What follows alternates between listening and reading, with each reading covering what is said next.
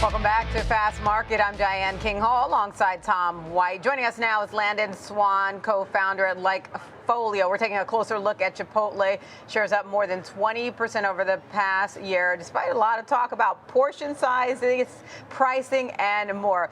All right, so take us through what your data says about Chipotle, especially as you compare it to its peers in the restaurant space. And I got to say, as we begin this conversation, I am already hungry. Yeah, happy Friday. It's going to be a good lunch. Hey, you know, when you look at the fast casual names, I mean, everybody's kind of selling off right now. Shake Shack down 11% this month. Wingstop down 11%. Cava 6%. Sweet Green, McDonald's both down 5%. Chipotle is not alone in this. So every one of the fast casual names that we track is down a little bit over the last month. And it's been kind of a tough time. I mean, their last quarter, they reported they beat earnings. They missed on revenue. Same store sales missed slightly, but they were up 6%. A lot of that was bolstered by the return of the brisket. They've seen, they saw higher foot traffic from a lot of higher income people willing to pay those higher prices. So what we're seeing right now is it's kind of where it should be as far as the stock is concerned. We know that when we look at web visits and web searches, which is indicative of people searching for locations near them or looking at the menu so they can order, Chipotle it's not doing great. It's down, I think, 2% on a year-over-year basis. Cava, Wingstop doing better. They're positive. And then you can see there's quite a few names, including McDonald's, really poor, negative 23%. So, Chipotle, it's not terrible. Obviously, you want to see positive.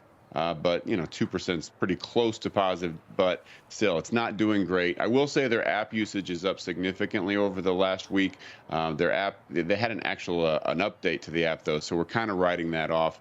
But it is an important indicator to watch because they've got when they go through the Chipotle lanes, you have to use the app to order ahead of time, so that's huge. But this chart's really interesting. I like this one because this shows you what's the mind share of people visiting, talking about these companies. And what's really surprising is when you compare McDonald's to Chipotle, I mean, they're basically the same. So you throw all these 6 companies in there, and they each take up about a third of it.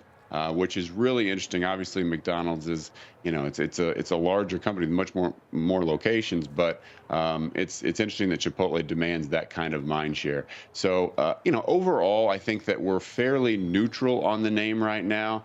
I think we've got earnings coming up first week of February. I think it's the 4th. If we could see a 5-point move in either direction, that would kind of tell us which way to go. If it gets up to 62, we're bearish. If it gets down to 52, we're bullish. So I think we're priced right at about 57. But what's interesting, this stock has been on it was on a multi-year bullish run, basically until they split. And then that kind of snapped things. They made a little comeback, like you said, this year. Good year overall, but in the recent little month, they've traded down with the rest of the fast casual names. Yeah, and Landon, we always talk about Chipotle, that they continue to raise prices. The consumer still absorbs those higher prices just because they like this. They got 40 million loyalty members. They're actually going to open more stores this year than they did last year. So is this about scale for this company? Because it seems like, when they open one, they do really well. And it's about scale at this point where they can play catch up. Now, valuation's pretty elevated, but at the same time, you don't see people pulling back from Chipotle, do you, in this inflationary environment?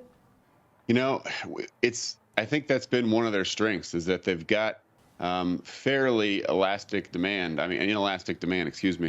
where, they raise prices and generally people, all right, maybe they complain a little bit, but they still buy. And I do think that their portion size campaign that they put on actually helped them quite a bit. You want to feel like you're getting your money's worth. And I think that's kind of a little gimmick that they did, but I think it worked. They've got pretty strong consumer happiness, pretty loyal customers, and they don't have, a lot of competition in this space. If that's the kind of food you're after, you don't have a lot of other places. I mean, if you're into a McDonald's visit, then there's 5 different burger places you can go. But Chipotle stands alone fairly well in this environment. I think, to answer your question about what's the key for them, absolutely, I think expansion is very important. It's also efficiency, which is one of the things that they're really pushing for. I mean, they're investing into produce slicers to save time, save employees, save labor, dual-sided grills. They're 80% of the new stores that they open up are going to include the Chipotlanes, which is sort of like a drive-through, but you order on the app ahead of time, so it's much faster. You don't order at a window. And they're testing all kinds of different automations, from guacamole preparation to ingredient portioning, which is going to be interesting on the portion size of things. But yeah, just overall, they're trying to make their stores more efficient, so maybe they can hold the line on the prices even as inflation continues. So expansion and efficiency, I think, the keys for this company. And then I think another factor that's been affecting them is obviously the leadership shakeup they're working through, obviously, with Brian Niccol leaving there, going over to Starbucks, and then you have the interim CEO, and then the CFO, but now president, Jack Hartung, extending his time for retirement. He had to push out his retirement essentially because of Brian Niccol leaving. But I want to ask you about the comparison to, say, Cava, because if you look at the share performance of Cava, I mean, it's so much better in this year-over-year time frame compared to Chipotle. It is, and they're kind of in the same category somewhat. Definitely fast casual, not direct competitors as far as the type of food, but yeah, they're doing better. I mean, some of these, if you look at like Wingstop's chart, it's an ugly year, but even it's also an ugly month. But just overall, I think the entire segment sold off. You're right, the leadership shakeup is key. They've got to figure that out. I mean, we talked about last time we were on here, we talked about Starbucks. It was singing his praises and let's go. It's very exciting, and so it's just the opposite, obviously, when you lose him from Chipotle, because he really did a great job of turning things around. So they've got to get expansion, they've got to get more locations, and they've got to increase the efficiency so that they can continue to hold the line on prices with high margins. And if they need, if they have to, they have demonstrated that increasing prices does not kill sales, which is obviously a very strong place for a company to be. I mean, a lot of restaurants, especially in the fast food space, are very squeezed because their consumers are very, very price sensitive.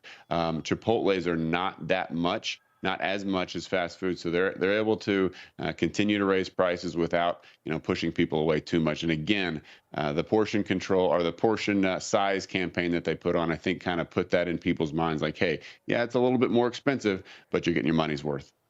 Well, Landon, I did not pack my lunch today, and I'm getting hungrier through the hour, so they may see some of my wallet share this afternoon. Landon Swan, co-founder, Likefolio, with a deep dive on Chipotle there. Thanks a ton, Landon.